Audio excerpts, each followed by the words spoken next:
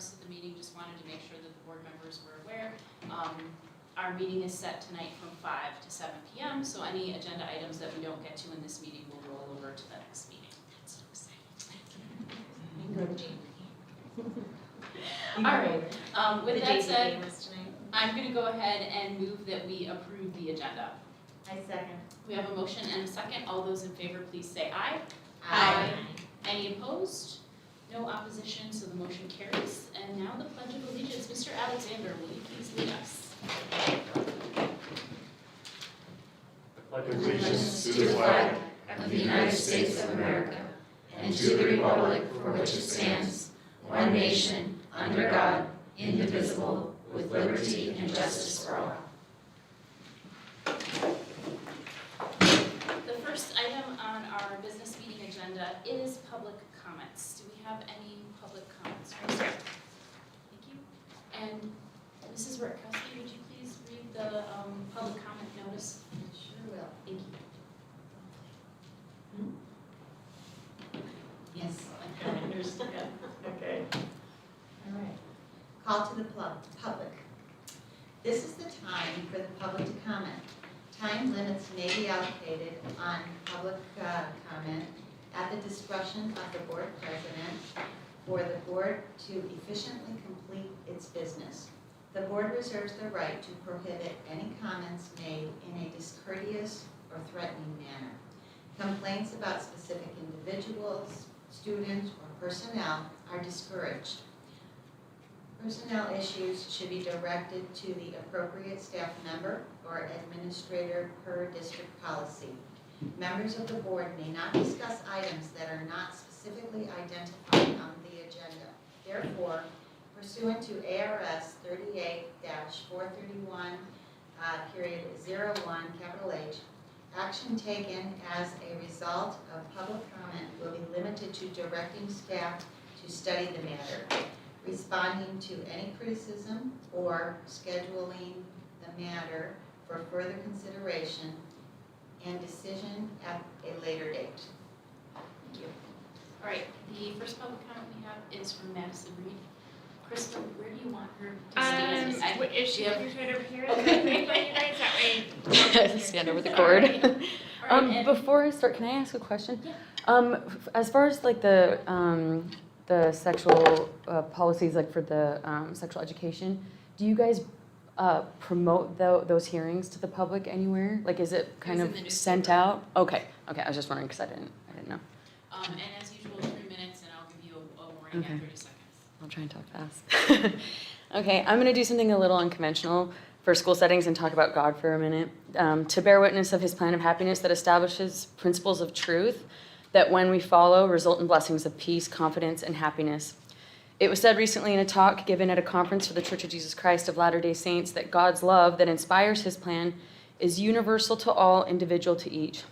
That struck me. Isn't that the goal for society? Wouldn't that be the truest form of equality? We need a plan universal to all, individual to each. How do we do that? A separation of politics and education would be a good start. I want to cover 2 things that I think are unfortunately politically influenced. First, the budget. I think most people are eager to support the school system because we want an educated and civilized society. However, we've settled into a comfortable acceptance of blindly trusting leadership, and I don't just mean local, I mean all the way up, without a system of accountability to the public in place. The financial information available to the public is not put plainly or broken down into specifics in a way that we really know where our money is going. I think, unfortunately, this has led to the public servants in leadership getting comfortable making decisions without genuine consideration for the parents and honestly even what's best for the students, spending taxpayers' money in the process. If decisions were being made with the parents with a focus on individual students and the local needs that manifest in our schools, we would be much more successful and probably be able to stay within the budget because more accountability would be felt on both sides. Too many of the programs being implemented at the federal and state levels remove the intimate teacher-designed curriculums and with it the ability to cater to individual students. Weren't teachers hired to design curriculums for their class? Stop paying corporate companies and give that money to local teachers. Not only that, but government money, also known as our money, is being handed out to fund racist programs that force the schools and teachers to focus on outside identifiers in order to determine how to teach and treat a specific child. I don't believe we've had any CRT introduced in our district, but that's just the most recent racially focused program, not the only one. The role of the school board officials is another thing I feel being politically influenced all over. The responsibilities and by default the office is of utmost importance. One reference page stated, "The school board members are the elected officials with the closest relationship to the public. You're involved in the shaping of our society. Your policies and programs that are implemented directly affect our community. As I said last time, I believe you're in this office out of a desire to better this community. So take a stand for truth and do what's right. There are no compromises. These schools should be institutions of information only, not places of indoctrination or political bias. We need to stop giving money to partisan associations like the ASBA and send taxpayers' money on what it's supposed to be for, the education of our children. PBIS and curriculum programs provided at state and federal levels should be rejected in favor of local leaders and teachers doing what they're meant to do, teaching kids with a focus on specific needs." A 13-year-old girl, Lenore, said it best when she said, "The most marginalized person is the individual." Thank you. Madison, it was in the Falcon Focus, Okay, and it's on our website. Okay, perfect, thank you. And that was the only one, correct? Alright, thank you. Next is the consent agenda. We have the personnel action report on page 6, and then approval of the 2021-2022 clubs for FHMS and FHHS. Those are on pages 7 through 11. Any comments or questions on these items from the consent agenda? I have a Yes, comment, and I know, like, we haven't, I could have brought this up earlier, but in the past administration, we used to get like biographies of the new employees, and I know they're posted on like the school websites and things like that, but like I was just reading one on Facebook, and it never told me where the person was gonna work. It just said, "Welcome to," I think, middle school or something like that. So it would be nice if we're gonna do that, and that's how we want people to realize that we're getting new teachers and things like that, to really specify what position this person's getting. But it would also be nice if the board went back to getting those little biographies. That not all of us are on Facebook. A lot of us are trying to be less on Facebook, but I still want to be up to date with our staff. So Facebook's we the get best. this, and it's like I don't know anything about the person I'm being asked to approve. So. I have all of that, so it's like everything that I put on Facebook, I have, and I'm happy to put something together. That'd be great, yeah, because if we just had like a little, it doesn't have to be long, but just where they're gonna work, where they've come from, what their background is. I don't know anything about these people, and I'm not gonna go search Facebook for them when I'm trying to not be on there so much, so. Yeah, no problem. Yeah, and I think there's that meet our staff, that On the click district on the website. website, they're on there too, right? Yes, Does it give their biography and stuff though? it's identical to what's on Facebook, but yes. But, okay, so yeah, that would be great, I would like that then. Yeah, I would just like to get like a little email prior to our board meeting with anything that's been updated in the personnel report, Oh, okay. letting us know this is who is on the personnel report, these are the positions they're being, they're filling, and this is where they've come from, this is what their background is, this is what their education level is. Anything else on the personnel report? Not the personnel, but I love that the clubs, I love that we let our students take ownership of the clubs Me too. and decide what makes sense for the student body and brings it to a vote. And I just think it's, number one, great experience for them, good leadership skills, and it really is student-led, so. Did they ever vote on them before? I mean, this is seems like a first. I don't know. They had the option, like, I don't know if they voted on them, but whenever, I know at the middle school, when kids wanted to start clubs, they were responsible for going and finding a sponsor and then bringing their club, their sponsor to the assistant principal and the principal, who then would bring it to site council. Yeah. So the kids have always had some say in it. I just, maybe it's taken to a new level now. Yeah, and I'm happy to see the yearbook club is back at the middle school. Yeah. We're following your policy.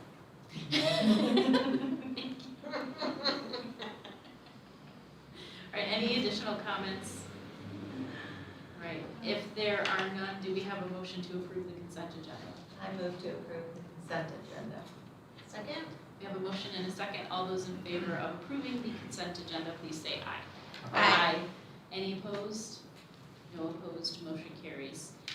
And that is the last item for our business meeting, so I'm gonna go ahead and adjourn the business meeting. Second. All those in favor of adjourning the business meeting, please say aye. Aye. Any opposed? All right, so adjourned, and we will call to order our work study session. The first item is to approve the agenda for the work study session. Do we have a motion? I approve the agenda for the work study session. Second, so we have the motion and second to approve the agenda. All those in favor, please say aye. Aye.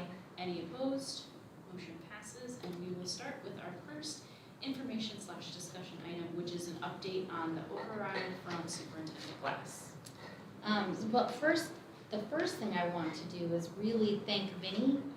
After our last board meeting, and it's always like such a struggle to do Google Meet and the presentations and everything all at once, I sent a message to Mr. Hartman and Mr. Alexander and said, I need a student to please come and help me set this up. So Vinny has been over here several times, has worked with Krista and Dennis to get this set up, and I'm super excited about this. So Well, That's let's awesome. face it, he's gonna have to come over more. I still gotta figure out how to work it. Hopefully that'll count for like community Oh, service, yes, for right? graduation. Absolutely. It does. And honestly, we find money for it, like.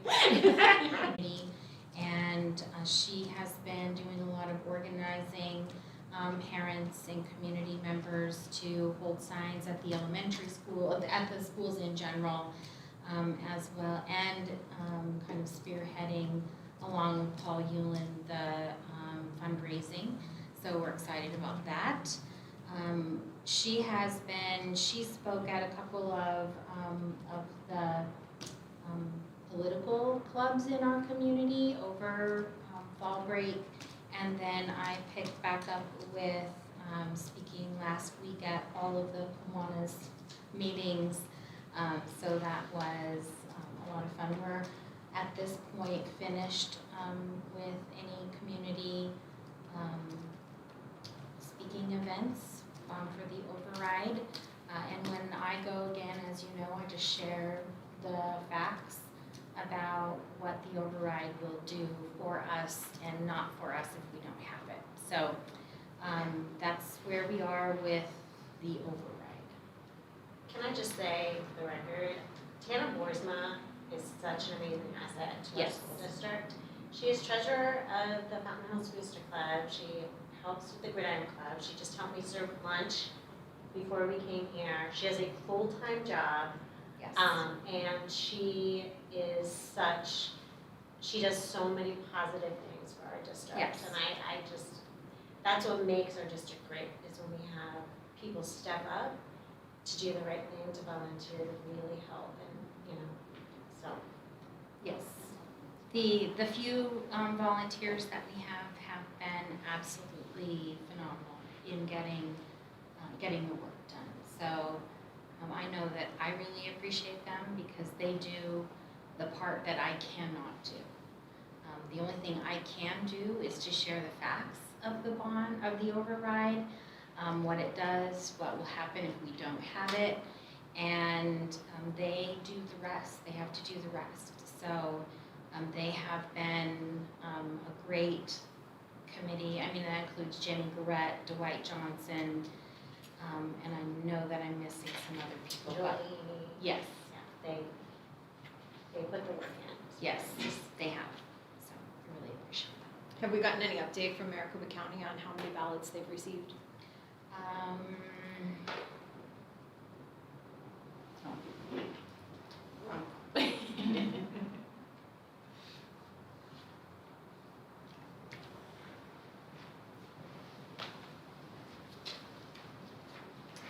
As of yesterday, 4,449. Thank you. Mm-hmm.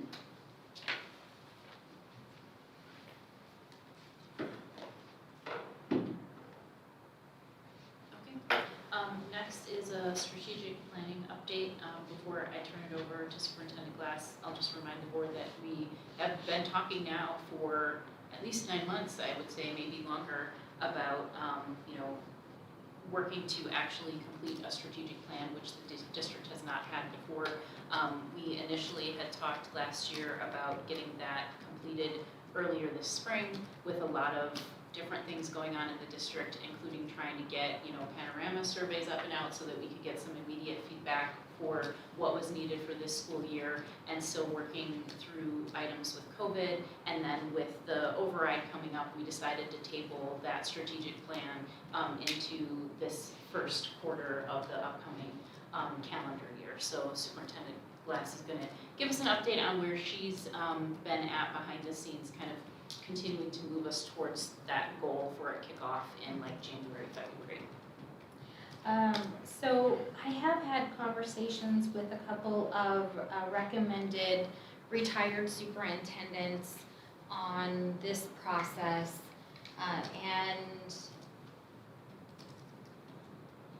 while I think that they would really provide us with the basics of what we need, there is a company that does work with schools and larger companies and businesses called CK Synergy.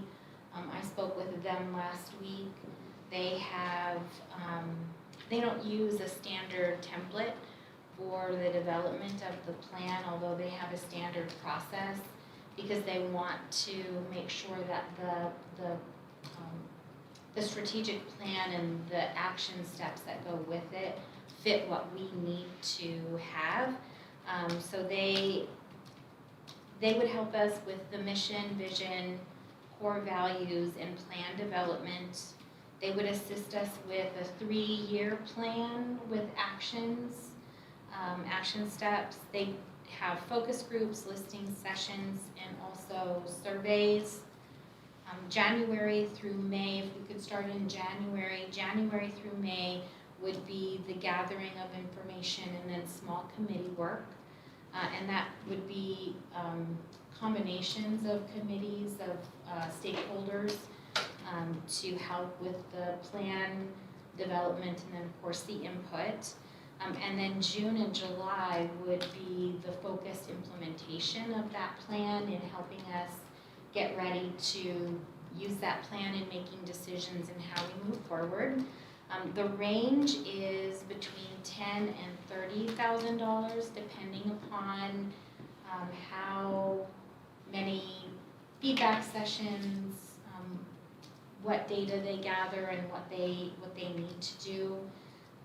The other two retired superintendents retired. It was between 10 and 20, so it was very, we can tailor it to what we want to spend and what our budget is for all 3 of them, so. Do we need to do Hmm? RFP, is that what A request for purchase. do we have to do Like that over a re- 10,000? Go out, What, like, a request for proposal, yes. So this is just getting information for you so that we can, because I shared with you that I would do that, I would get some pre-information so that we could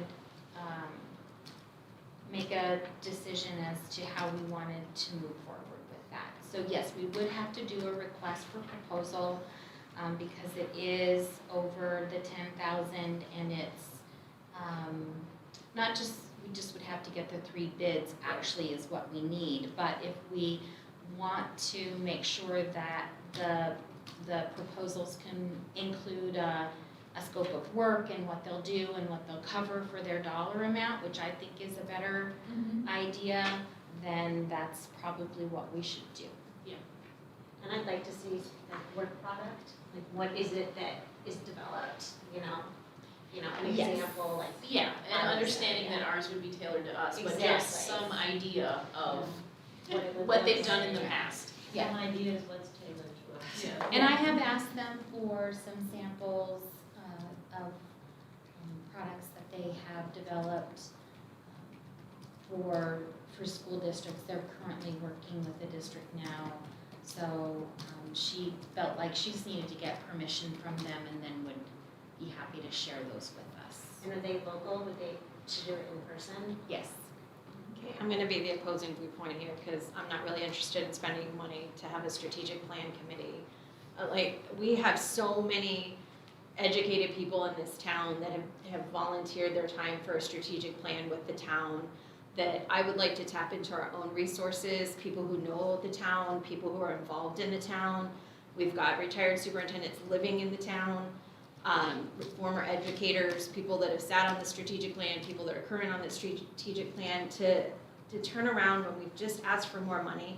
This is like the biggest issue. Every time town council says we're gonna do a survey and we're gonna spend this money so that somebody can tell us what we should be doing, that's where we start losing the taxpayers.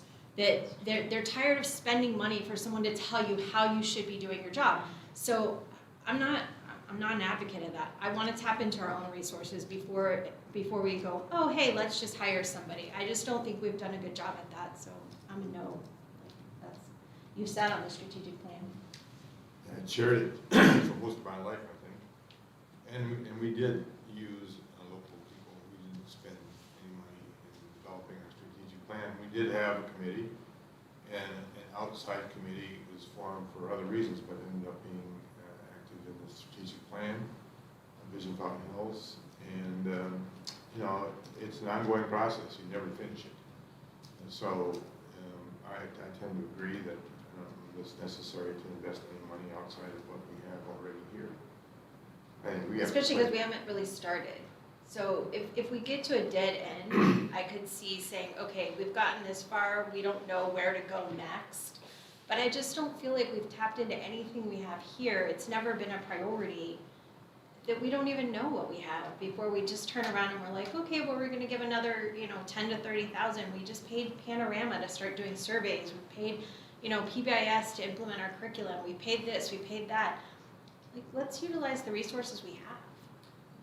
I mean, I don't really see people beating down the doors to volunteer anymore. But we have enough. But 100%, but I agree.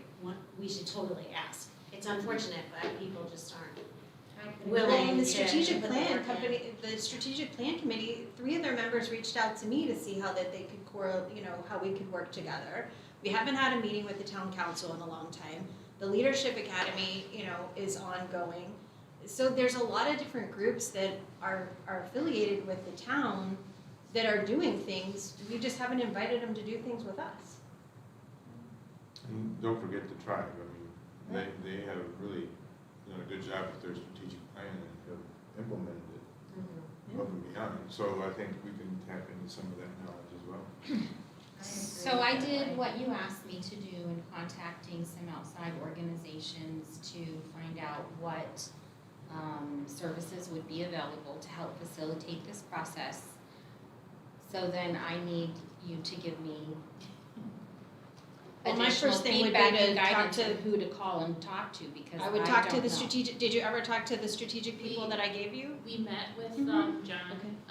and the conversation with him was more from their side of, we'd love to get more information from the school district, and we indicated that we were going to be, setting out to work on a strategic plan ourselves, and he didn't really know who he could point us to, and it was kind of like everybody who's working on the town's strategic plan is already kind of tapped out, and we're looking for more volunteers, so we couldn't really tell you who would be willing to volunteer to work with the school district directly on a strategic plan.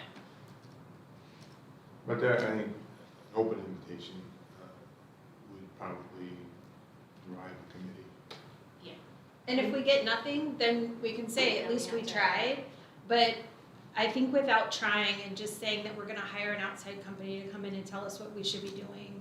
Well, I wanna be careful because my view of us seeking anybody to work with us for a strategic plan is they shouldn't ever be telling us what to do. They should be listening to what we are saying and helping coordinate that into what we want for Sure. our school district, right? But we're hiring a company to basically facilitate what direction we wanna go, where I think that I think there's a lot of people in town that would volunteer their services to do that for free. So before we look to spending, thousands of dollars, I would just like to put it out there to see if there's educated people who would like to do that. Maybe George would like to help us get something in the paper. Yeah. I Something in think the that paper. we've got to have somebody to facilitate this process. Mhm.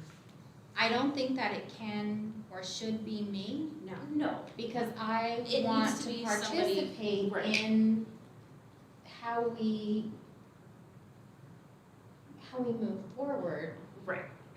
And I don't feel like it is a good idea to have and for me to facilitate the process. No, I agree. It needs to be somebody who is more of like a neutral party, because it's not just about the It's school district's views, the board's views, it's also about the community's views, and we don't want them to feel like Yeah, it's just like the mayor we're doesn't taking facilitate sides the against them. town. It's meant to be an open dialogue.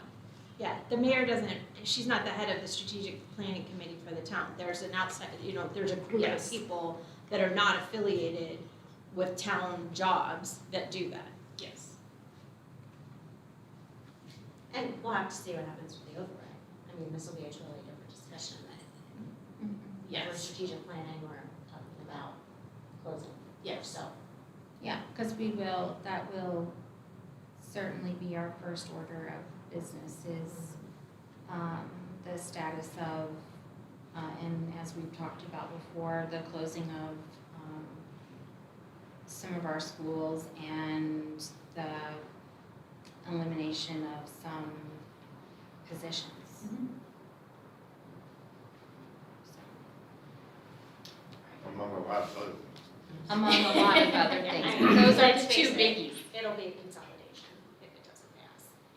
Yes. There's no more Fountain Hills Unified School District. Well- Become part of Scottsdale. And because the hard thing is that between 82 and 85% of our budget is staff, with probably 75% of that budget being certified staff. And because I've had to reduce the school district's budget by $2.3 million before, that equates to people every single time, because you can't eliminate your utility bills. Right. You can't eliminate a lot of like insurance and those types You're of not just things. like, we just will work with half the buses, that doesn't work. Yeah, so it's, it'll be different conversations, that's for sure. But, I mean, I completely see Jill and Dina's point. Let's reach out to see who we have. However, like I said, it doesn't seem like people are beating down the doors to actually do things. So if nobody comes, it becomes a different At conversation. least then it's justified though, and Yeah. that's the thing, is I just 100%. can't just, we're asking them right now to pass the override because we need that additional money. And so if the override doesn't pass, we all know what that conversation's gonna be. But even if it does pass, do they find us spending money on a company to come in and facilitate with us as being, fiscally responsible? Right. And that's what we keep saying, is that we're being fiscally responsible, but are we? And so that's where you don't know until you try. And so if you put it out there and nobody comes, well, then we at least tried. There's at least 2 retired superintendents that live in this town that have been still Fountain Hills, pro Fountain Hills. So, we've got a lot of retired teachers, we've got a lot of retired businessmen. There's a lot of people here, but sometimes if they don't know what the need is, they don't ask. That's true. Thank you. Okay, staffing update.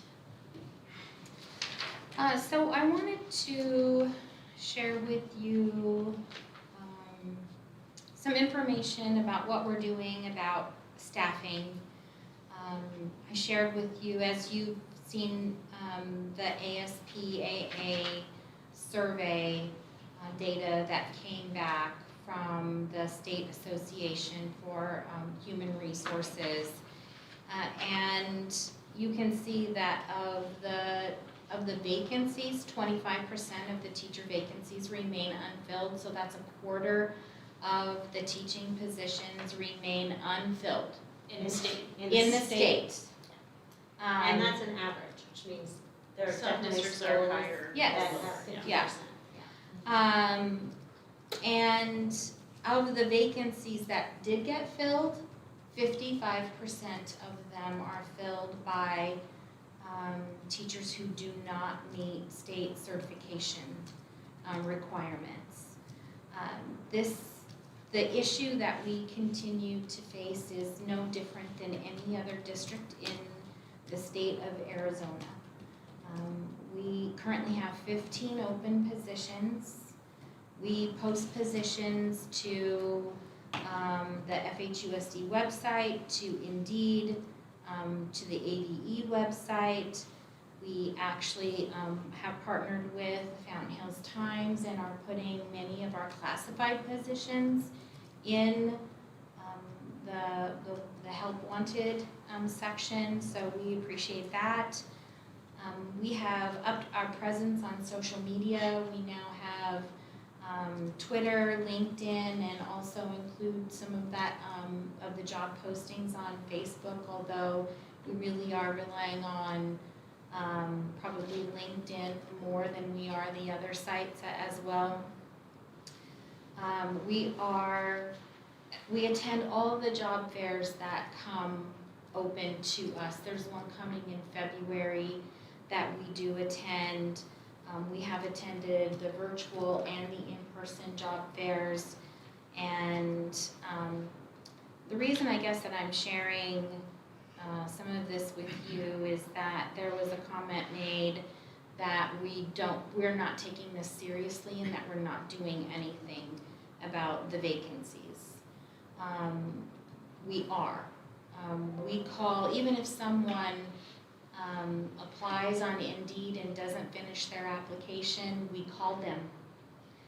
We ask them to, and coach them to consider applying on our website for our open positions. Thanks to Wendy, Alex was able to connect with some other states' human resources departments in the education department at the state, and she is able to post jobs in, it's Iowa, right? Yeah, is able to post jobs in Iowa and continues to do that. But when you don't get applicants for positions, it's hard to hire people. Well, and I think we, as you already noted, the majority of our budget goes towards people and salaries, but unfortunately, we still can't compete with some of the larger districts, and so then some of our personnel are, either literally getting stolen or just choosing to leave because they can find a position that will pay them more based on the years of experience that they have with us. And usually closer to where they live because they can't live here because there's no housing. Yeah. Right. Yeah. And, it's just, we have someone that we trained quite extensively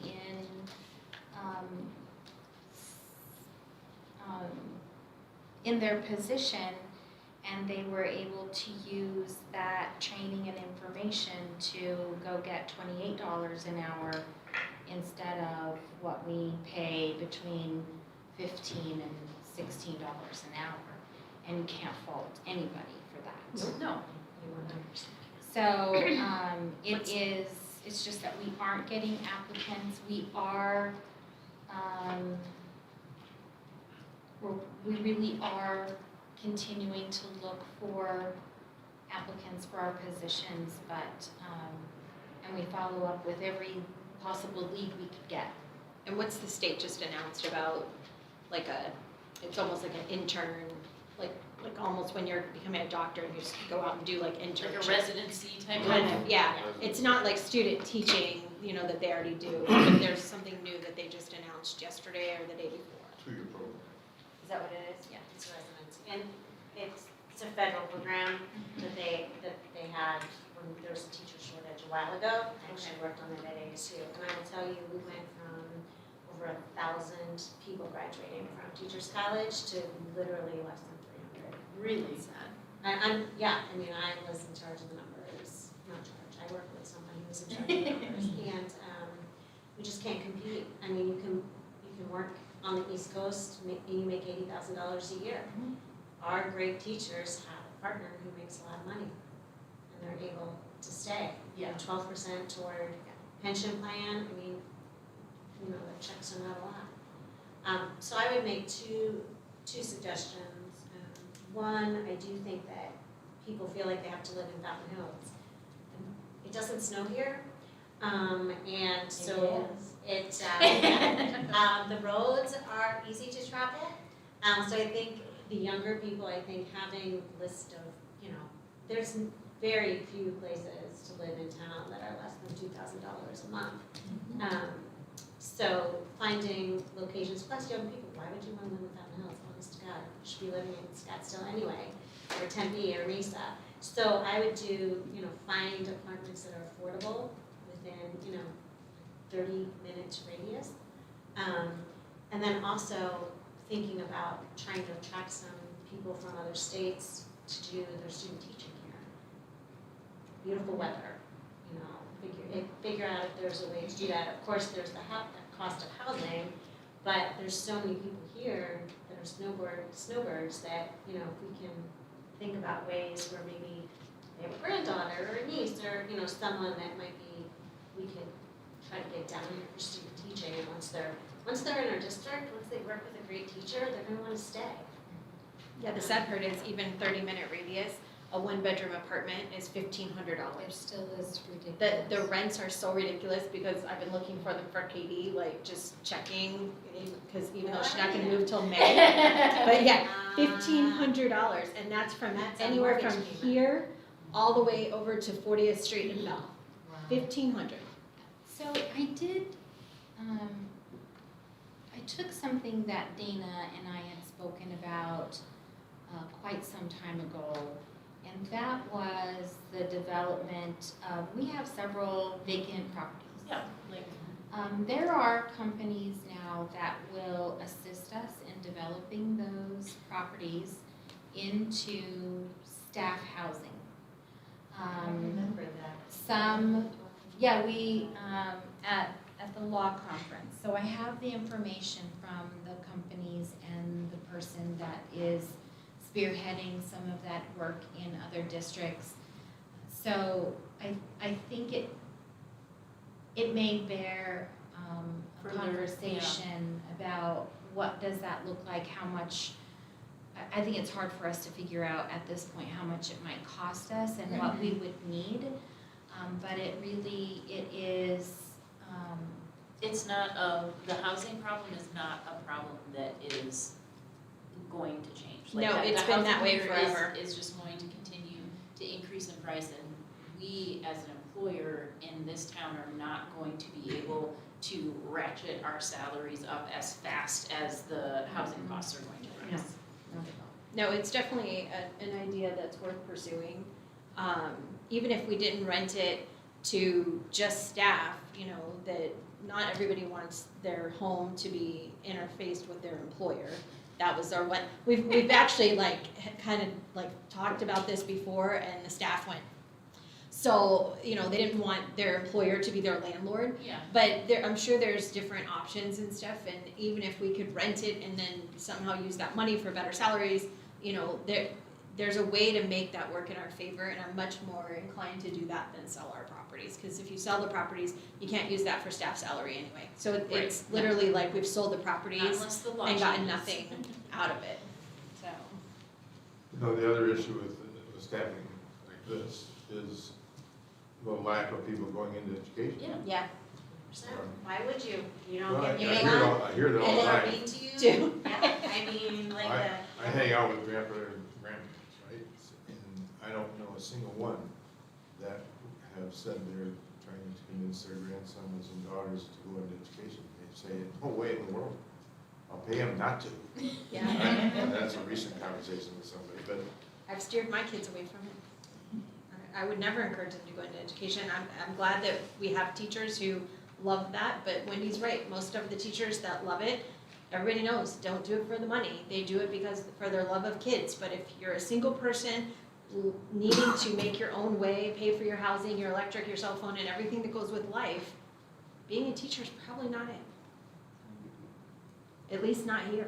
Though if I do In win the the state. lottery, I will apply for a preschool position. During, my year communications and stuff. No, but you're right, it's not, you make more money other places, it's just, it's. We've had teachers leave to be servers because they can work for 4 hours a night and make more money.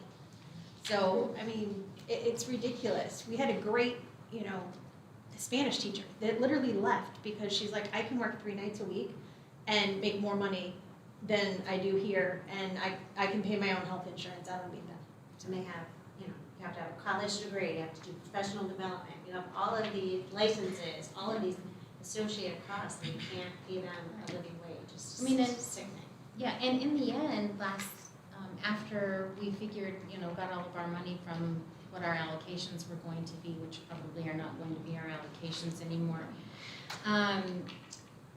we were able, with stipends and everything, able to give our staff like almost an 8% increase in what they take home. And I think that's really good, but it still is not going to be, Not when inflation Sufficient is when- 85%. Yeah, or, I mean, we at 3% and Well, like I just said, like, it's crazy. say, even if you make, $48,000 a year, that's $4,000 a month. We already know that a third of that goes to taxes. So now you're down to about, $3,000 a month. I just told you my daughter's looking at apartments, and not like, in like the top areas, at $1,500 a month. So that's half your salary gone now. That's a 1 bedroom. And you haven't paid for your car, your insurance, your cell phone, hell, food, yeah. People might would wanna like to eat, but, it doesn't include all of your health care. You still have to supplement your health care. I mean, I don't know how people can make it. I just don't. So you just couldn't live on your own. It's sad. So, thank you for the update. I know we have no answers right now, and again, after the results of the override, we'll definitely want to, depending on the results of the override after the election, we will probably want to revisit the topic about what to do with the district properties and see about exploring something to do with housing, because certainly if I don't really want to be anybody's landlord, but if that can produce some more economical housing options in our community, and if we revenue. can make that happen, then why not? I mean, that is the reason why we lost several very highly qualified teachers, is because they could not find housing. And- Affordable And I housing. mean, I get it, because if your choice, it essentially equals the same thing. So you either have really expensive housing and you have like a 5-minute drive to work, or you have cheap housing and you have a 45-minute drive to work, right? And you have to also give some dollar value to that person's clock time in the car and the time that they're missing doing other activities in life, being with their family, or even if they're single, doing other things that helps them relax from work. I can't blame anybody saying, no, I'll find another employer that can pay me as much or more, and I can live nearby in a cheaper residence. Right, because, going from here over to 40th and Bell, you pass a lot of schools. You go through Paradise Valley, you go through Scottsdale. If you go down to Tempe, which I'm sure rents are similar, now you're passing Kyrene School District, Chandler School District, you're close to Gilbert, Tempe Union High School District. I mean, we're our own little niche here. There's not a place where people live.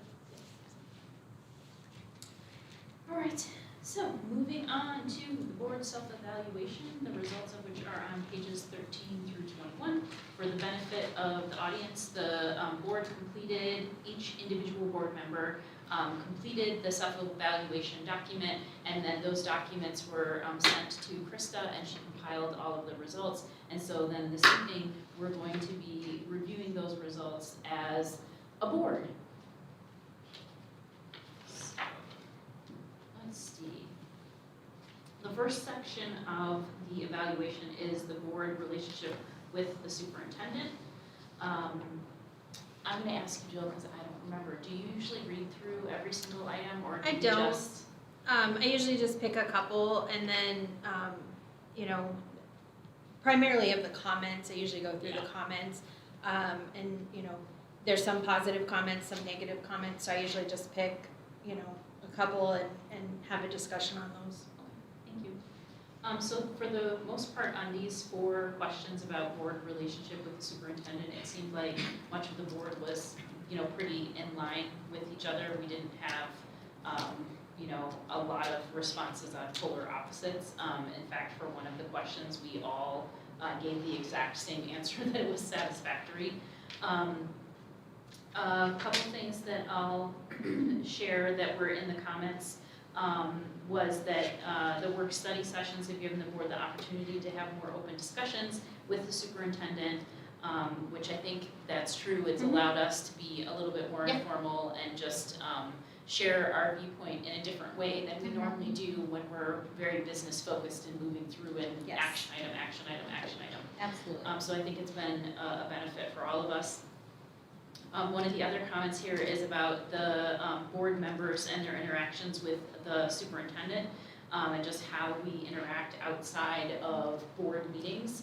I'll speak for myself. I think most of us probably, I know I have a little bit more interaction with you because we meet bi-weekly to plan the meeting agendas, but we don't really interact too much outside of that. I think that's probably more a function of the, you know, like my work schedule and my availability to be available to you versus you not being willing to be available to me type of thing. And that's probably true for the rest of the board members as well.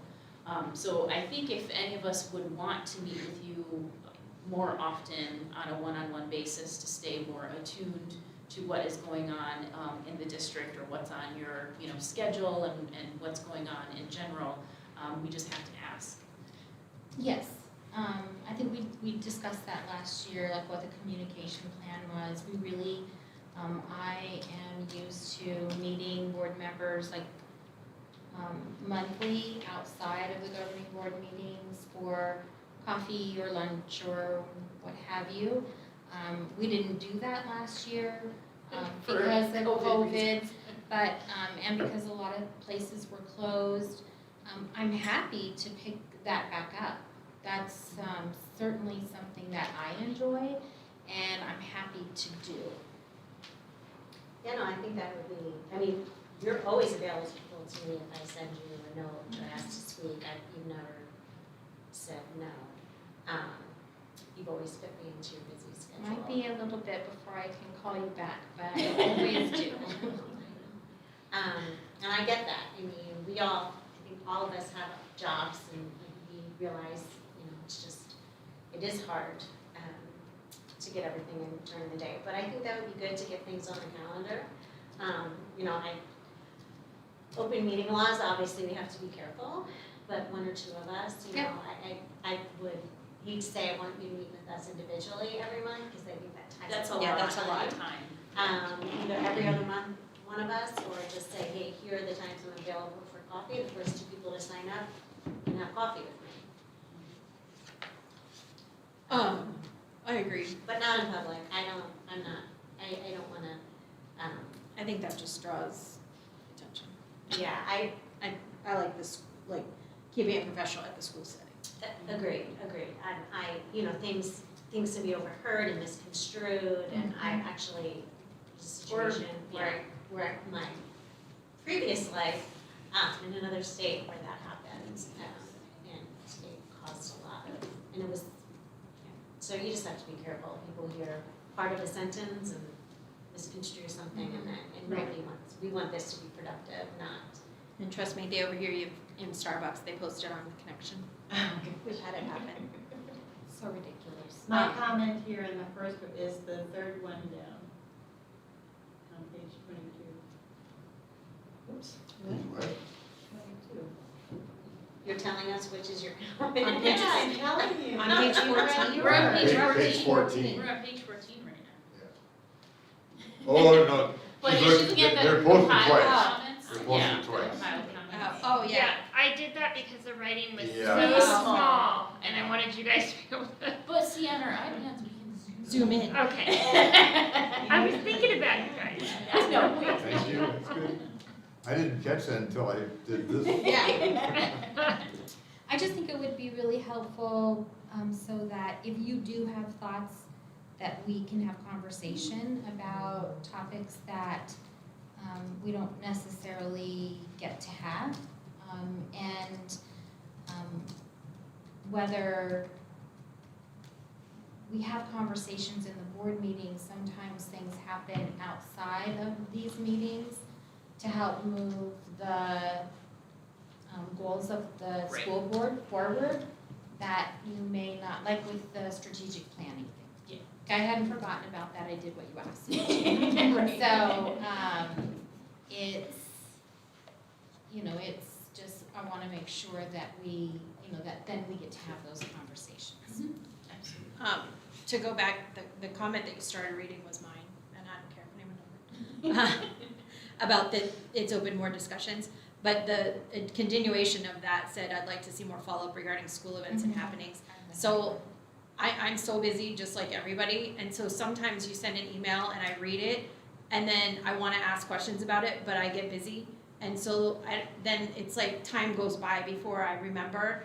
And so I just wish, and I saw this later, that somebody else wrote it too, that we get emails that something's happened, but then we don't hear anything else about it. Now, there's certain times we know that we can't get certain information because it may get escalated, but even something that just says, we've now moved on to this point, or this happened and this was the, Outcome we- resolution. right, I think, a teacher at the middle school got sick or something like that, and then we don't hear anything else about it.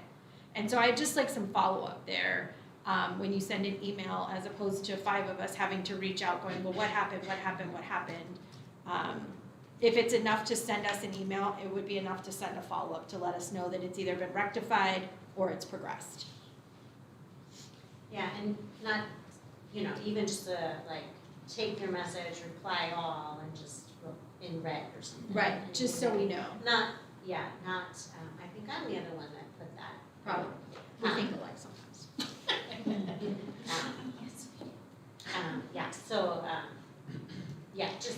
And again, we realize you can't, and we don't expect you, and you're not supposed to tell us every single thing that happens day in and day out. But if it was enough to send an original email to let the board know, I'd just like a resolution email to go with it, or a escalated email, If it's still an open issue that Right. we need to be aware of. Yeah, and it doesn't happen that often, No. usually it's, but. But it's happened a few times this past year, and then I forget, because Yeah. everybody gets busy, so. And we obviously know how busy you are. Right. So it's, just.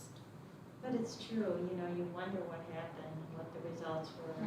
Well, and unfortunately, in small town, then I start hearing the gossip. Oh, yeah. And so then I don't know if the gossip is true. Or somebody will ask me a question and have more information than I do, and then I feel blindsided, and I don't like that. So that's usually where it escalates to.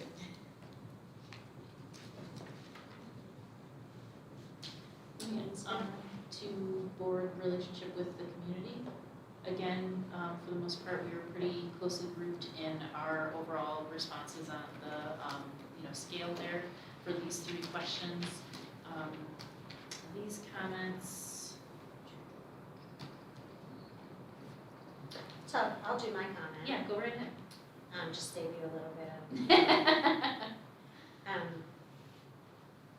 I will say, I think we're very lucky for being a small school district, having a local newspaper, where I think we can get information out to people, because I am, so I'm finishing up my last term, 7 years, and I don't know everything. We go to trainings, we learn things, and, we're constantly getting professional development, and a lot of times the community, they don't know what they don't know. They don't know that something's up on the website, or they didn't see it, or, and I put in here, I saw something, someone thinks we get paid.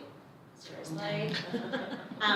You know, and that's not their fault, they don't know, but those are, you know, it just being able maybe to work closer with the newspaper, just to have like, hey, here's how our budget works, like before our budget meeting, because nobody ever comes to our June budget meeting, no one. Very few people come, and we go through line by line, Yeah, and and go through explain it the all. acronyms. And just say to people like, yeah. and now especially that we have YouTube, you might not understand everything, but at least, you know, code 1100, and this code is you know, I didn't know any of that when I first started, and you start to learn it. But that's a great opportunity to ask questions, so maybe, you know, it's not fair for us to put that, you know, onus on the community. There's parts that we can do, that help, you know, let the community know what we do on a regular basis, especially with budget. And, you know, I love our communication in the Falcon Focus, but, you know, what is the percentage of people that open the Falcon Focus? It's like less than 20%. You know, and then people will be like, nobody told me. The last time we sent out how many, and 14 people opened the email? 14. I open them because I know that you guys count them, so I don't want them. But I missed something very big, and our amazing guidance counselor said, Mitty, didn't you see it in the Falcon Focus? And I said, I didn't scroll all the way down. But we provide so much great information there, and, you know, but again, you know, we can't force people to open them, so having as many avenues as we possibly can. Or at least to direct people to different places, you know. They didn't run for this position, they don't need to know everything, but, just some things I think would be helpful for them to understand what we do and, you know, why we do the things we do, why we can't talk about certain things and all of that. The budget has always been an issue with the public because it's complicated. Funding in this state has never been easy to understand. It comes from so many different places, based on so many different things, you know, weights and all the rest of the things that go with it.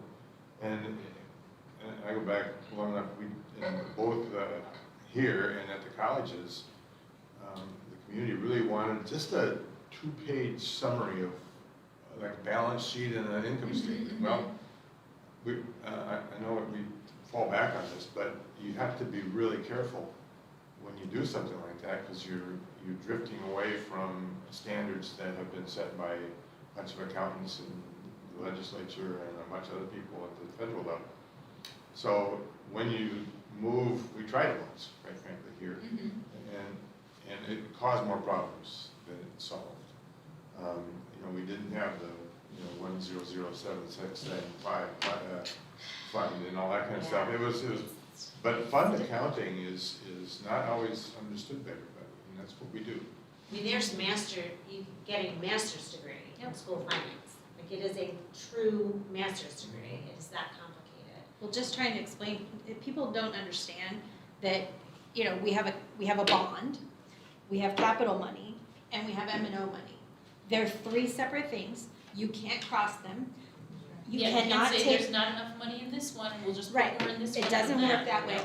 When the Learning Center got built and our teachers weren't getting raises, people went ballistic. Well, the Learning Center got built by capital money. You can't pay teachers with capital money. So while we may have a lot of capital money, we can't do anything, just like tax credit money. People are like, well, we donate. No, you donate to certain programs. That's all we can do with that money. Not So- anymore. That has changed. I just went to a parent meeting last week. What? They can't. They're not encouraging people to donate their tax credits in that way. Well, I so know, that- but even still, but you're still. still donating to tax credit. Right. You can't pay teachers with it, is my point. Right, and you can't get it back, and, you know, that's one of the things that I did, I think in my comment here, or maybe that was later about the budget. Yeah, that was later about the budget.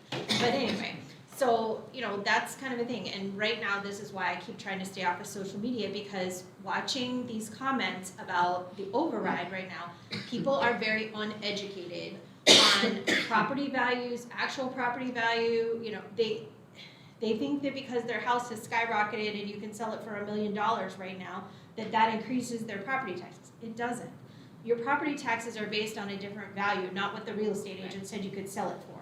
So it's very frustrating, and so unfortunately, there's a lot of people spreading misinformation right now that, you know, like that our override should stop, and they don't realize we're not the only ones with an override. Every single, you know, every single district battles this every 6 to 7 years. And the one comment, I about lost my brain, and I have to refrain. Sometimes I type and then delete it because I just can't even like hit send. But is all that COVID money you got? Our $100,000 for sanitation and Chromebooks. I was like, oh, what COVID money? What COVID? Where do you think? 75,000 for, the CARES Act money Yeah. that we Right. got round one. Yes. Yeah, and but not all even that like COVID money And all the what hotspots we did- had to give to all the families that didn't have internet. What did they do with all that COVID money? I don't know, my paycheck got smaller. Or wait, did it get bigger? I can't remember. Because it's still zero. Oh, you don't get paid. Right, but you reminded yourself. So that's the frustrating part. So I do like Wendy's thing when she put about like having a section. We would like our own section in the paper. Yeah. Just like a did you know? I don't know, something that it's very frustrating. And I know like you've been going around talking to the different groups about what the override is and trying to educate people. But it's more than just the override. Yes. It's just making people understand that our hands are tied on so many different levels by the government and where we can spend money, what pot it can come out of. I just had this conversation with someone at a dinner party that, you know, it's amazing that they say, you know, oh, because they said something about, well, you guys got all that tax money, you know, the additional tax that was created. And I go, you know what happens?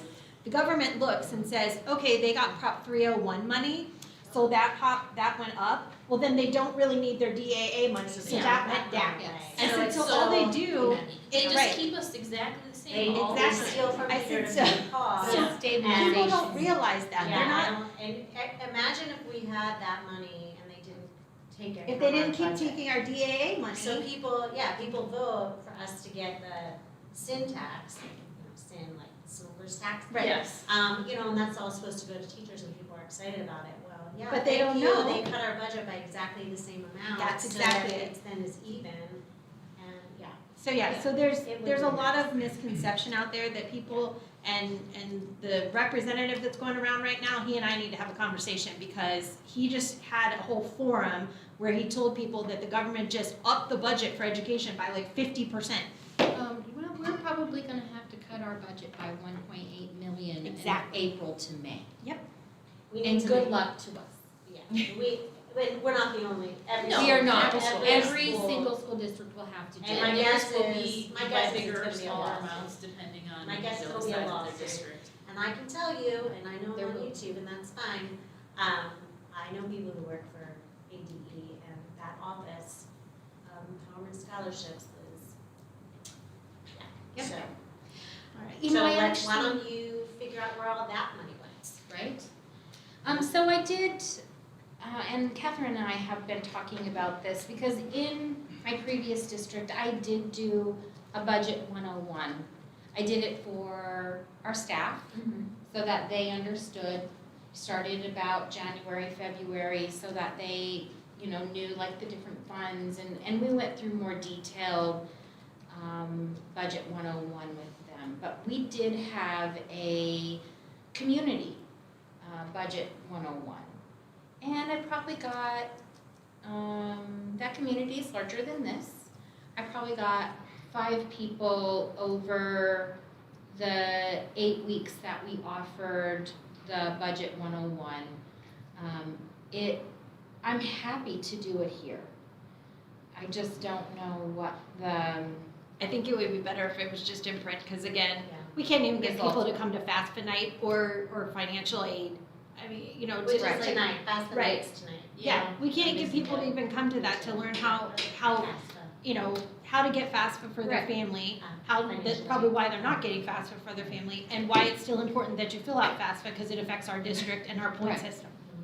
And, Which is stupid. most schools will only give you a merit scholarship if you have FAFSA. Well, and Everyone should that's- go one out. the only way we got our CARES money from GCU was if you filled out FAFSA. If you didn't fill out FAFSA, they didn't have to give you the CARES money. Everyone should know that. So, yeah, every single year I do it, even though they're not giving us any money, even though we make no money and I have 2 kids in college. Whatever.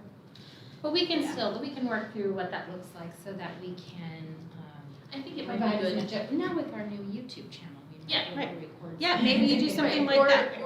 Or even just at least offer one live session, you know, because there might be people who will attend. I don't wanna say, because we have to recognize where we might not get certain individuals to come for some of the on-campus events that relate to students. The Budget 101 is a larger group of stakeholders, right? Because it's not just parents and students, it is also all of the voters in our community. And so we might be surprised that we have more community members who come and participate in an event like that. Well, maybe if you did a couple YouTubes and, you know, did like a short series, and then if you want to find out more information about these 4 YouTubes that we've done, we're gonna have, you know, Community Budget 101 night, Yeah. and you can come and ask questions about all the different YouTubes that we've done. So much easier to complain about it. Especially And honestly, it is a lot of work, and I don't wanna put a lot of burden on you, but there are some bullet points, I agree. But you could Let's do, just you some know, quick and dirty. Obviously, it's not gonna happen now, but why bonds and overrides are important. And then the next one, what is an M&O budget? The Right. next one, what is a capital budget?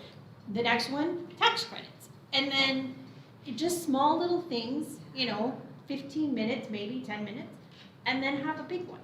And Catherine could probably help with They And, have- Dana has a point. that. He has a pointer. What you're missing is another one, which is the fact that in Arizona, we have a levy, not a mill rate. Where the Midwest and the East Coast have all been familiar with mill rates. Mills, And if yeah. you've read the paper and all that kind of stuff, you'll see that my property values go up, so my, So many because the mills, mill yeah. rate stays the same, and this goes up, so the multiplication. Well, in Arizona, it's not that way. We set the dollar amount.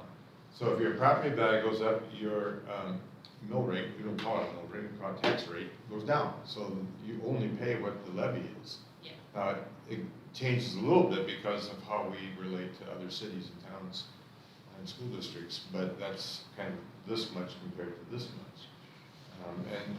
You know, that's where I hear most of the negativity on, it's not about always our money necessarily, they can always make that excuse too, but they don't get how we tax in Arizona. And it's not just for schools, it's In general, right. cities and towns and Right. everything else. It's Because about, we certainly don't decide how we tax people. no, we do set a revenue control We limit. do, right, And we but- we can't go above that, but unless we have an override, but we can, as a board, go below that. Yeah. We never have, but that is set by somebody else. Yeah. You can write the first article, that was great. All right, just looking to see if there's anything else on this. I think overall, this portion about the board relationship with the community, you know, we do recognize that the citizens have entrusted us with the educational development of children and youth in this community. We recognize that the community expects our first and greatest concern to be the best interest of each and every one of the young people in our district and our community, and that, you know, our goals are to set forth policy and, you know, conduct ourselves as a board with those things in mind, student achievement, and, you know, doing the best that we can possibly do with the limited funds that we have. So moving on, board relationships between members during meetings. This is more about, you know, do we conduct ourselves professionally with each other during our meetings? And overall, we said we were, you know, either excellent or, you know, satisfactory. There was just one needs improvement comment about board members conducting themselves in such a manner as to emphasize that individual board members have authority only when convened in a legally conducted board meeting with at least a quorum present. Comments here are that we have a nice working relationship between the members, discussions are open, and differing opinions are met with professionalism. There's respect for each other. Again, another comment about professionalism. professionalism and respecting all of the district staff. You're reading my comments. Yes, and that, you know, and I agree with this comment that says that understanding we all bring different perspectives and strengths to the board. While we have not had many controversial votes, the board generally comes to consensus and works together as a whole rather than individual members. Board relationships with staff and personnel. This one we had a little bit of more of a split on one of the questions about the board members make every effort to become acquainted with the personnel of the district. Obviously, it's hard because we are a board as a whole, but we are all individuals, and so of course, we all have our own individual opinions about what our level of effort is to become acquainted with the personnel and staff of the district. As some of us have had or still do have students in the district, it can sometimes be a little bit more easy for us to then engage with personnel in the district because of having to engage as, you know, parents of students. But as more of us have students who are no longer in the district, then we get kind of further away from direct interaction with staff and personnel outside of our role as, you know, board members with district administrators. I do think it would be nice if we could, you know, possibly look at having some kind of quarterly, like, let's go visit a site, you know, and meet and greet with that personnel and just get kind of a walkthrough and hear what's going on. The problem is with 5 board members who all work, trying to coordinate that so that we can all attend. That's hard. I do love that idea. You know, and I would just say, you know, one time I went to something and the teachers were like, why is she here? Because they were very nervous that I was there as a school board member, so. But see, that's sad, they shouldn't be Yeah. nervous. Yeah. Like, they, you know, they should be excited to see the board coming in and seeing what's going on in the schools. I mean, they, you know, years ago, that was their thing, is they wanted to see the board, they wanted the board to know what they were doing, they wanted the board to be interested. You know, if they're scared now, that's detrimental. Well, it wasn't recent, but it was, you Yeah. know. Yeah. So I Nobody do should be think, I mean, nervous it was just about it. one instance, you know, like, oh, are you here to check up on me? And I don't know that they're not afraid. No. I mean, I go, Mr. Alexander goes, it's not that they're afraid, it's just It's not sometimes normal it's not for them normal, right so they now, just wanna yes. know why you're there. That's all. It's not that they're afraid, Did I miss a 'cause they're memo? not. What's going on? Why is the school board here? Right. Right, It was no so, different when I was a principal and for some reason had to go to a classroom for totally unrelated to how well the teacher was teaching. Yeah, Just to get a student out or something like that, and, you know, obviously disrupted the class. Yes. Because everybody's wondering, oh, did somebody do wrong? No, mom is in the lobby waiting for a kid to come for a test appointment. That's why I didn't get but it is hard to know we all work, and my schedule's the same as everybody here, so. Yeah. but we should definitely put some effort and maybe we can dovetail that with some, you know, meetings like coffees with Kelly, right? And that happens at a different site location, and so maybe it isn't a quorum of board members, but as board members are available, they can meet with Kelly and also get a walkthrough of a site. Well, and I had mentioned that on the next one about the instructional program. I said board currently doesn't do any type of site visitation, possibly Right. creating a tour schedule. I mean, I have spent very little time with Mr. Markle, who's been here now a couple years, and I've spent no time with, you know, Dr. Jensen or Mr. Hartman. So, you know, I would like to get to know them a little better.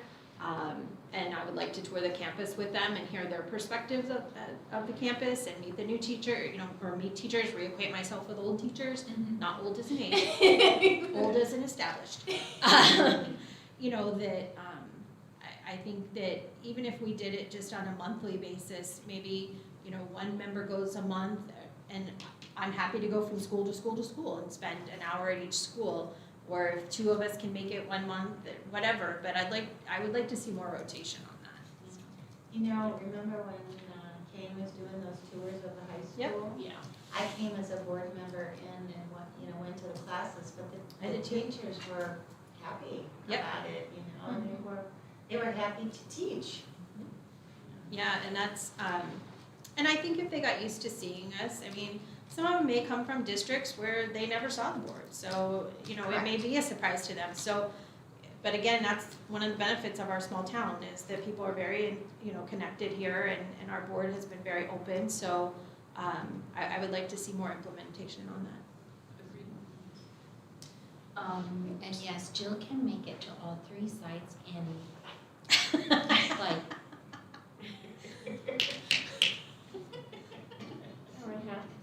I don't even know. But Kelly and I were busy that day, okay? We had a lot of things to get done. You got it done. I know my way around those schools, so. She can do it. I know. Anybody can, Jill.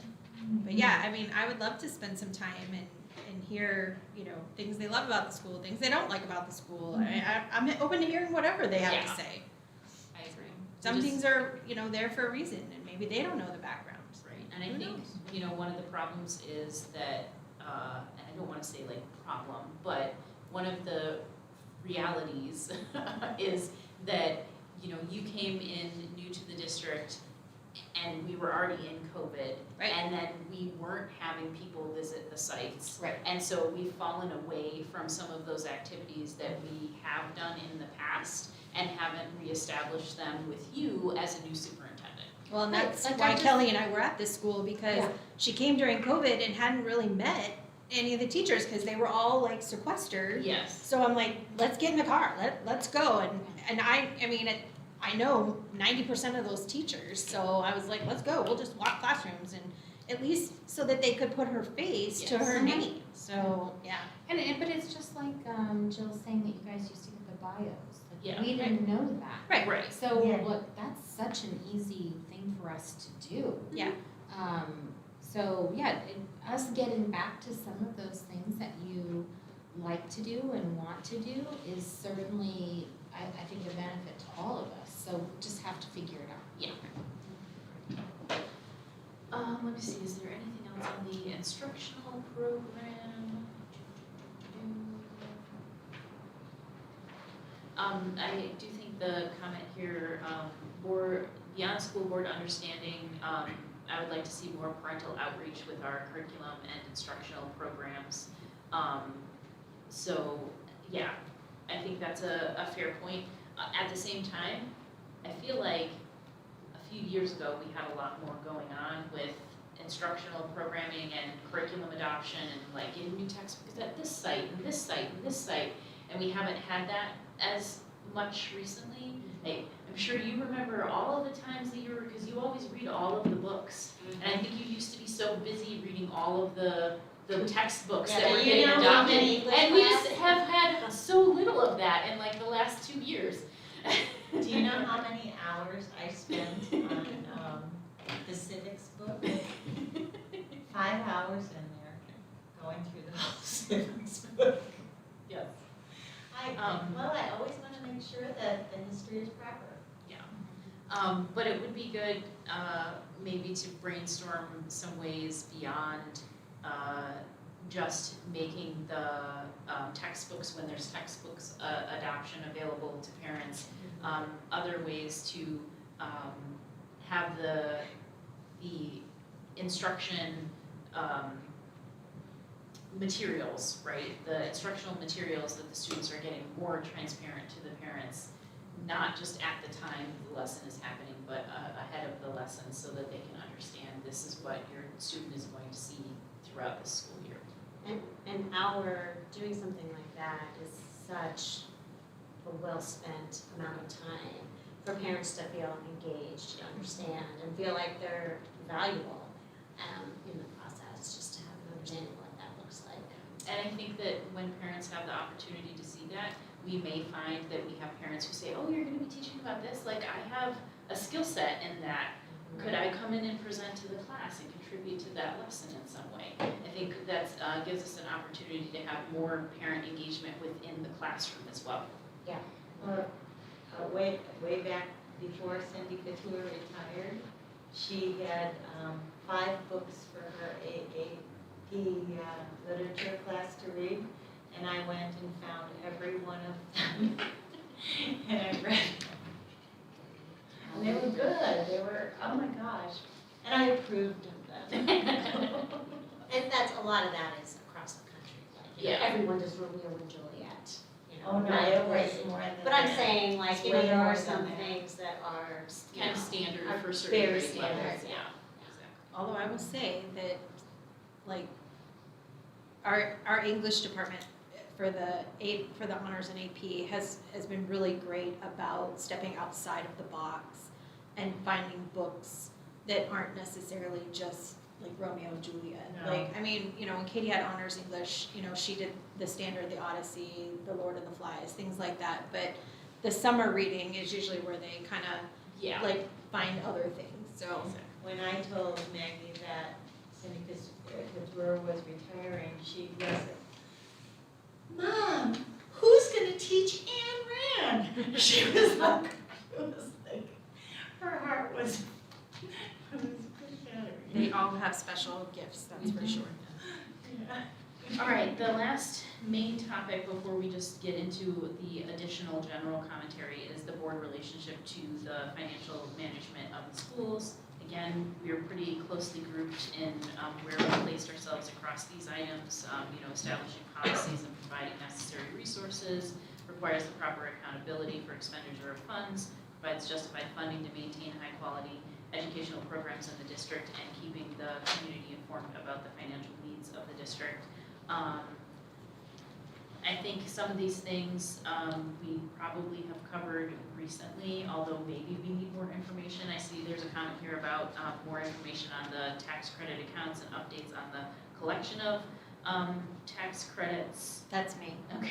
So, again, Still I- worried about these tax credits, I know. I am, because again, and this is probably something you all don't know, but every year the board got updates on how much we collected in tax credits, where they were divided, whether it was, you know, how much McDowell Mountain got. Versus. Right. yeah, usually And says- so, like, we got like a whole overview of the tax credits after tax credit season was over for that previous year. So we used to have like stands in each school, like that, you know, one of those like meter things that they could color Oh. them in red. Like, this is our goal to get to, and they used to color it in as to where we were for tax credits. Now we know why So- we have all of that money that we can't touch. Right. And So- I will say, that's even before my time. Yeah, so That's quite you a long know, time ago. Grand Person's Day at McDowell Mountain used to be the big time to really push tax credit. Dwight Johnson used to get up there for every single different grade level that came in, and he would talk to the grandparents about why it's really important to pay the tax credit, and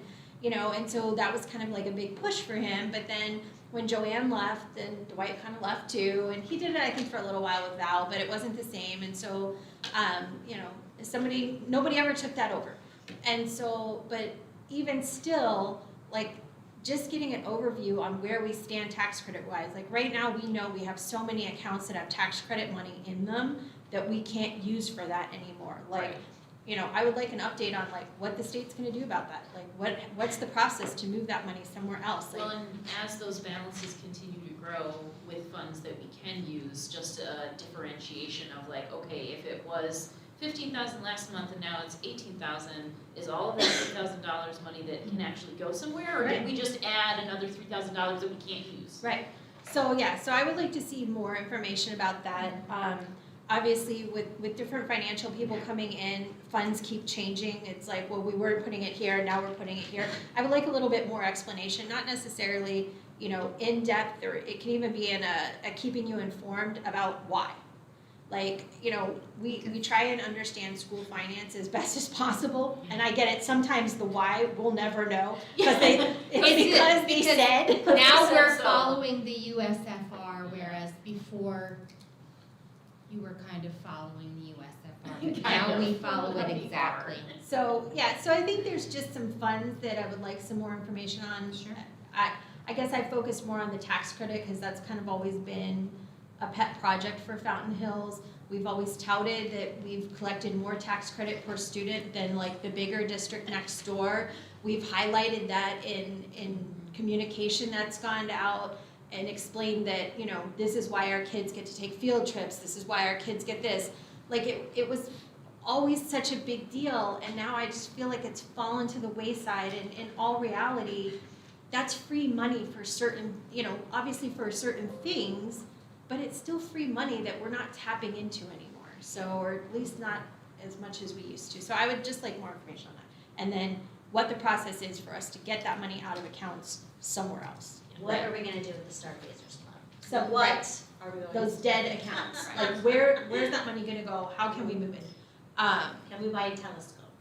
But no, seriously. No, I like, mean, yeah, can you know, We have a What whole can room we- of them. Okay, well, what heard can we have buy? this- I heard that we do have this whole, I don't wanna go down the rabbit hole, that we have this whole incredible observatory thing in our school. Isn't that the one that Ted Blank, that's working on that worked on the dark sky committee, and he's working on the whole observatory thing with the town? Yeah. He's like the big telescope guy here in town, Ted Blank. Yeah, and anyway.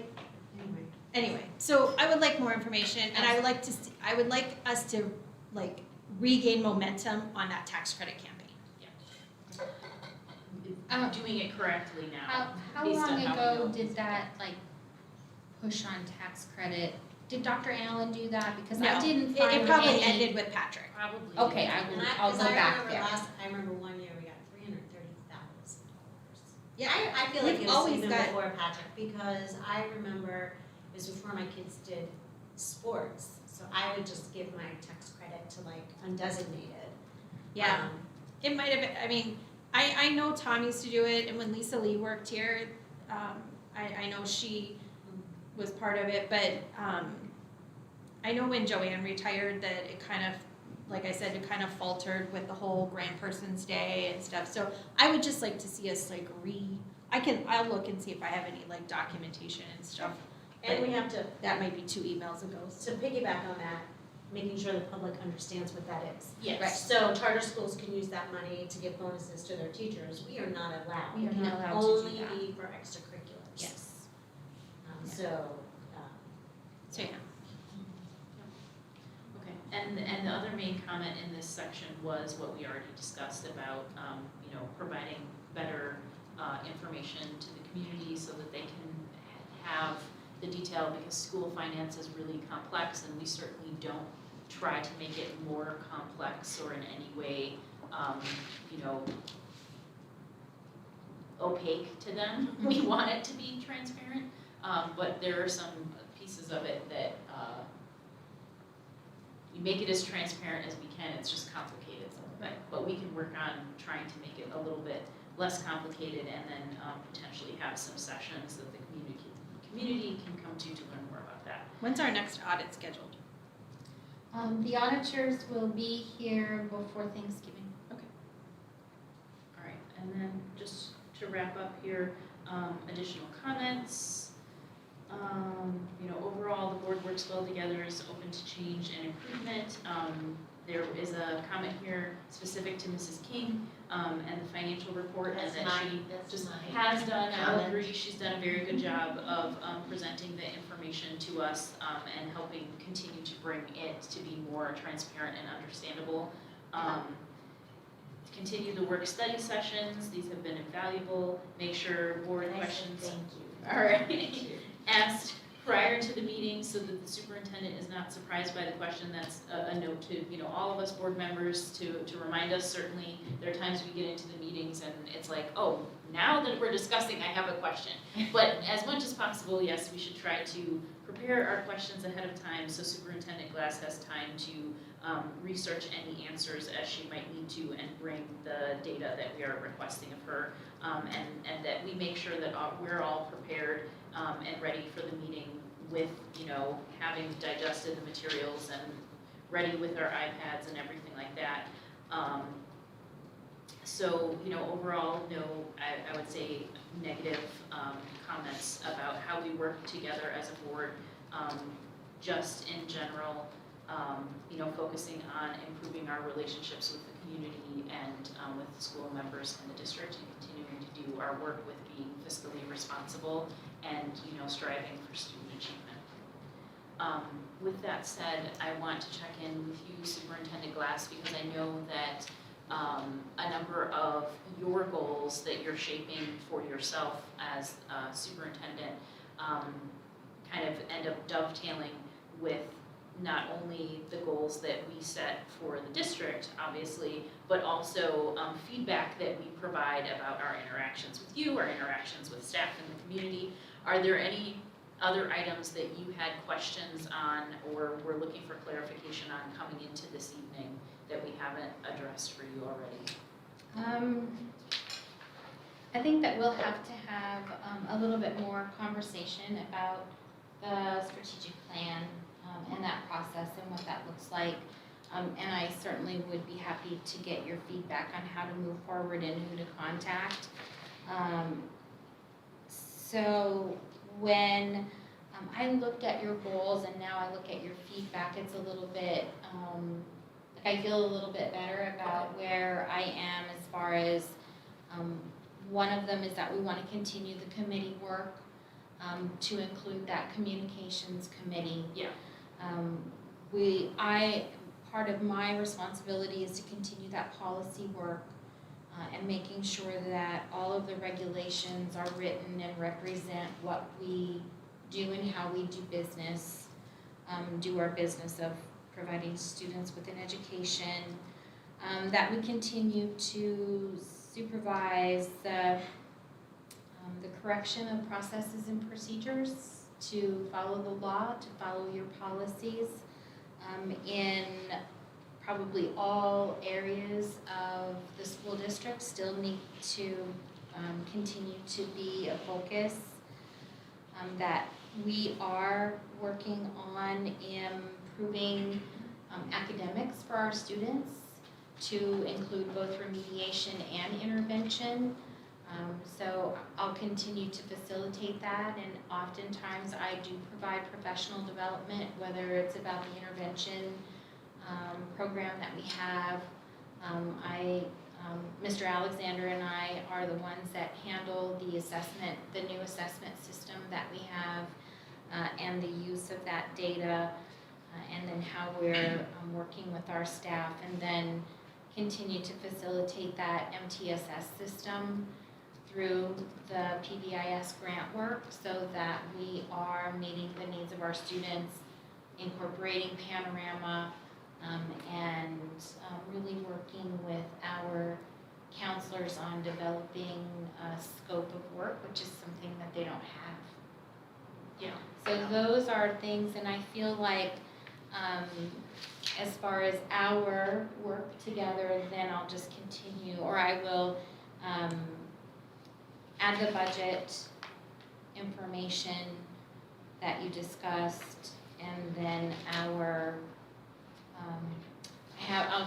show you some samples, but there are some articulations of standards by grade levels of what parents can expect students to know and be able to do by the end of the year, along with what assessments we're doing and what materials we use. So I think that might be something that would be helpful to do. So I'll include some of the things from your suggestions and ideas today as well. But I think they should all fit generally under the, your goals. I have one other thing, Yes. and I think I know who wrote it, but if they don't want to comment, that's fine. But I thought one of the comments under the staff and personnel was interesting. It says, while we consistently adhere to personnel considerations by the superintendent, I'd like there to be a category for eliminated positions. There are times where it shows as a resignation when the position was eliminated. That should be a point of discussion to have eliminated positions discussed prior to the actual elimination of the position. Does anyone want to comment on that? I'd be interested to know what the thought was behind that. I did that one, and I think it is tied up with our grants. So when a grant ends, a position is eliminated, or there's a reorganization and a position is eliminated. And I know that it's happened a couple times where people have been listed as a resignation when in fact their position was eliminated, and I think it needs to be pretty Just clear. this last year?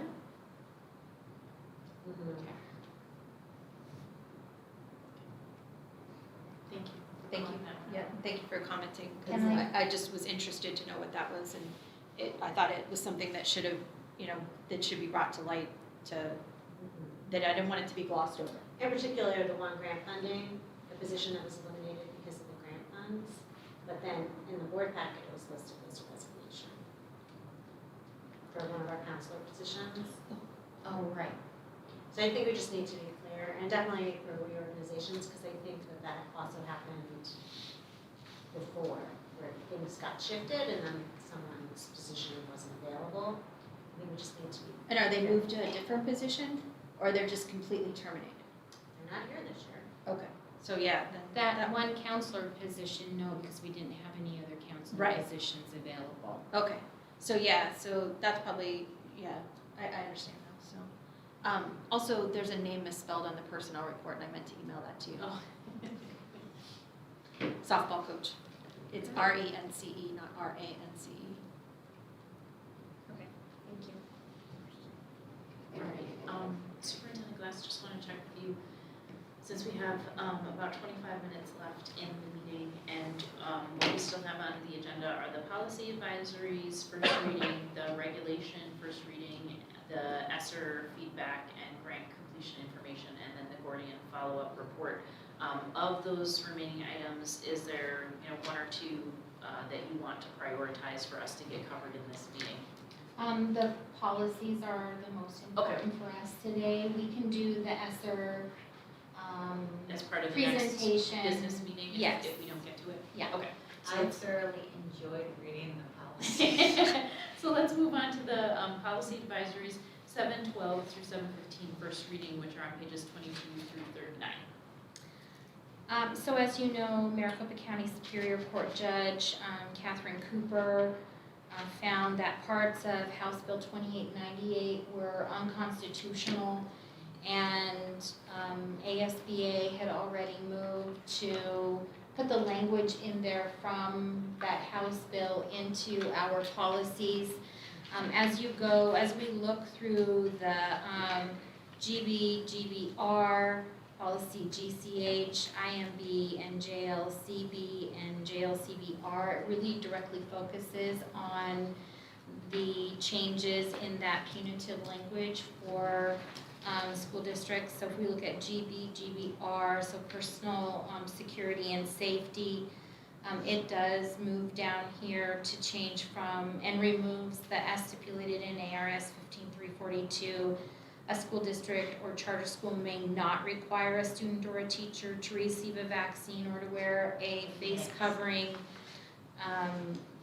So that's removed because we actually can require that based on the judge finding that is unconstitutional. You can look at. Which I'd like to interject and say that doesn't mean that we are going to require it. No, it does not. We just have to update the policy to remove that stipulation because it is no longer part of the state law. So Correct. we're just complying with the law about what our policy can and cannot say at this point in time. Correct. We are not moving in that direction at this. And it doesn't mean that they won't put it back in next year, it's just they put it in the budget, which they're not allowed to do. Right. Correct. So. So that's why we have to remove it from policy now. Yes. GCH is professional and support staff orientation and training.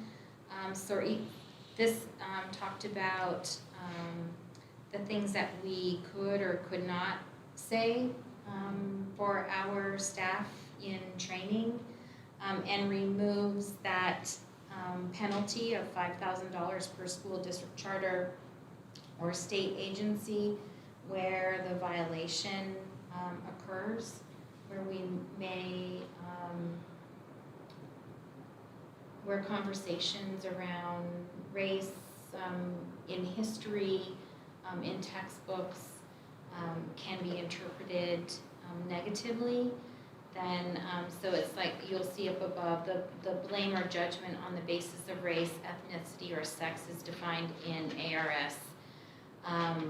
And that's what is, then that penalty is being removed. And in IMB, teaching about controversial or sensitive issues. You can see down at the bottom, they're completely removing the section, starting with a teacher, administrator, or other employee of a school district or charter school who is involved with students and teachers in grades preschool through 12th grade, may not place blame or judgment on the basis of race, ethnicity, or sex, and then removes those 6 criteria that were presented in the law. So those are removed. Immunizations, again, that section is just like stipulated by ARS 15342. A school district or charter school may not require a student or teacher to receive a vaccine or wear a face covering. Again, that's removed, but that we do have that the district will cooperate with county and state health departments in programs of immunizations, because we are required to have the series of immunizations every year that include MMR, polio, the DTaP, so those types of things that we have to follow. And then JLCB, actually, the regulation does give the list of immunizations that we're required and that students are required to have before they attend school. But then if you go to the page where it's exemptions to immunizations, again, it removes that where the district may not require a teacher or a student to receive a vaccine or to wear a face covering. So that it just removes those. That's the changes to the policies from ASBA, just removing that language based on the judge's findings. Any questions or comments? Okay. This is obviously just the first reading, so we will see that as an action item on a future board agenda, I am sure. At the next board meeting. All right, and so then the next one is the regulation DDR first reading. So we are actually in the process of having a desk audit on all of our federal programs from 2020. And there were particular policies and regulations that the district should have implemented several years ago based on federal guidelines of grants that we do not currently have. This time and effort reporting is one of them. This is a sample from ADE. It is exactly what we do and how we do it, so I really felt like it fit. We do have some other regulations that we have to develop so that we are in compliance with the federal guidelines of what's our process when a staff member comes and starts working with us and giving them access to like our student information system and any ADE applications, and then when they leave, what's our process and timeline for removing their access. So those are regulations that, and that's fairly new, so I have to find some language on that that helps define what our process is before I can write the regulation. Any questions? Do you feel like we have sufficient time to go through the ESSER stakeholder feedback? No. Okay, so we should table that. Yes.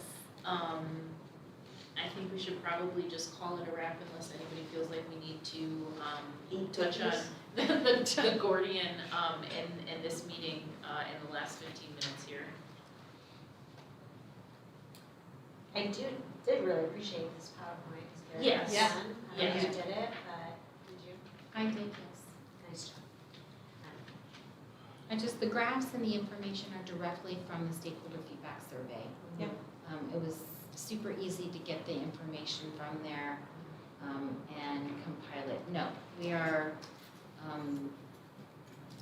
perfectly fine to wait because I think it's going to require a little bit more conversation. Yeah. I think so too. I just wanted to make sure. Yeah. Thank you. And, yeah, and I will say, it's not as though there's anything that's, like, the high ones are the high ones. Like, Yeah, parents yeah. really do agree Yes, on things, so it's gonna be a fun discussion. I think so too. Mhm. All right. So let's go ahead and move on to governing board reports as we wrap up. Mrs. Reed? I don't have anything. And Mr. Sarr does not have anything. Dr. Barnard? I totally forgot last time, I went to the Avid contract signing. It was, Nice. it was awesome. It was really nice to see the kids, they sure do love Miss Heron. You do. She has a way with them. And it was just really nice to honor those kids that are part of that program. And it is a great program. Like, I am telling you, it has been done wonders for my children who I signed up for. Because I do think, especially kids who things come easy to, they've never learned how to take notes. They never, all of these like strategies for career. Yes. And it's career and college. Yes. And I love that. Agreed. It is an amazing, amazing program, and one of the fabulous new teachers that we have are, We have a lot of fabulous new we teachers. have some We really do. absolutely incredible teachers this year. And the new teacher, now I'm blanking on her name, she's the sophomore social studies teacher. She went through Avid in her school. So she's, she did a little speech and, how important it was for her and what she learned, and hoping that, the skills that they teach in those classes become school-wide, because, everyone can learn from them, so. Yeah, and I will catch the end of the JV football game. That's all I have. Thank you, Mrs. Rakowski. Well, all I can say right now today is I made you guys cookies. And we very much appreciate it. Yes, Thank we you. do, Judy, thank you. I will say that I spent some time on fall break catching up on some webinars, so I was able to watch the ASBA webinar that touched on CRT and equity, and I think it did a really great job of talking about the misconceptions that many people have. Like, for Arizona, CRT is not part of our curriculum. Talking about the difference between anything that would be CRT and equity, and what equity is and what it's focused on. And it's really, we're not just talking about racial equity, we're just talking about each kid getting individualized instruction so that it meets their needs to get them to be as successful as possible, because that's individual to every person, every student. So that was a really good webinar, and then I attended, talking about budget information. ASBA is doing a whole School Finance 101 budget basics. That's a 4-part series, so I attended the first part series of that. Then there was the virtual county meeting, I which was we just were gonna both say there. that, when And you were Krista there, got I didn't put in recognition the Maricopa as County the virtual meeting. participating in the ASBA Amanda. yes. Thank you. Executive assistants group. So yeah, that was a good meeting. And then they had another thing tonight, which was 10 questions every board member should ask about student achievement. That was just a 30-minute one from 4 to 4:30 today, so I watched that and then came right over here. And I also submitted our board vote for the bylaw vote and completed that on the 17th of October. So we're all squared away well ahead of the deadline. Are those webinars open to everyone? You don't have to Yeah. be They are, okay. I think they're open to everybody, you just yes. have to register. Maybe we should put the school finance one on our website. Well, Yeah, maybe that's that's a not a bad thought and idea. focus, Right. like, here's The some great ASBA, information to right. learn about, and put the websites. It's a start. Yeah, because it's a professional development organization, so. Yeah. Maybe we should make a night of it. And come and watch it. Yes. Will there be popcorn? All together. It's also a cure for insomnia. That's not a wrong statement. All right, well, future action, if there's anything that you would like to see see on a future board agenda, please reach out to Krista. I have a comment. Yes, So go right for a ahead. question, so with the two that we did not get to, we have no, because of Thanksgiving and stuff, we don't have another work study.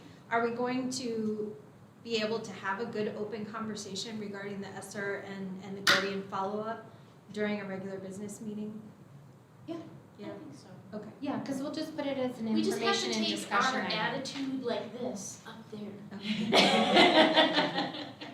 I don't know, that up there is a lot different than sitting here. And Dana will be the first to say, he hates that thing. I If it voted weren't for against Dana, it back in we the would day. sit here every meeting. And we were holding meetings in one of the classrooms in high school for 4 years, Yeah, and we had way better I'm conversations. sure. Yeah, Dana doesn't want to sit up there. Right, well, that doesn't, that arrangement does not facilitate great It conversation. doesn't, It just doesn't. It's especially curved a if- little, but. If Dana wants to talk, I'm always like, Yeah.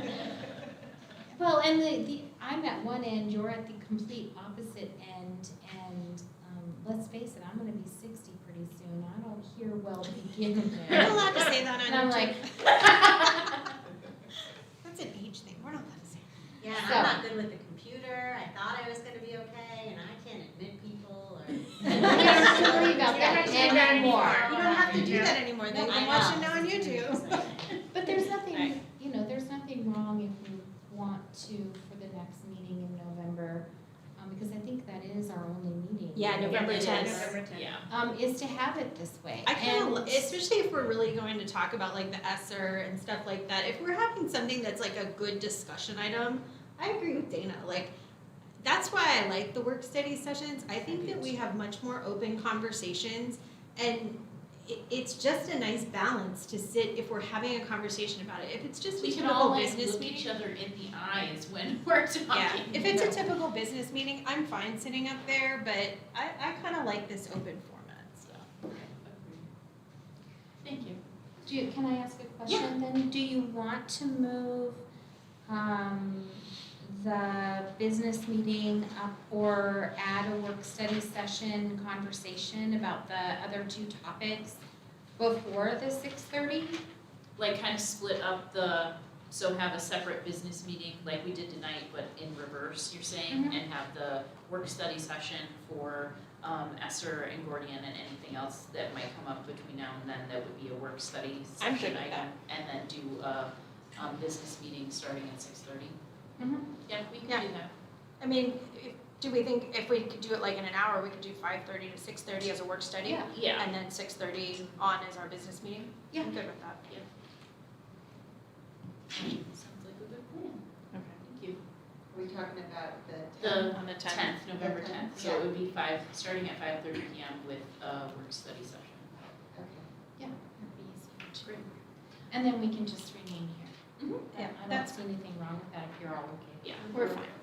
All right, Awesome. so then the dates of upcoming meetings, Wednesday, November 10th, starting at 5:30 PM for a work study session, followed by a business meeting at 6:30 PM, and then Wednesday, December 8th, an executive session at 5:30 PM and a business meeting at 6:30 PM.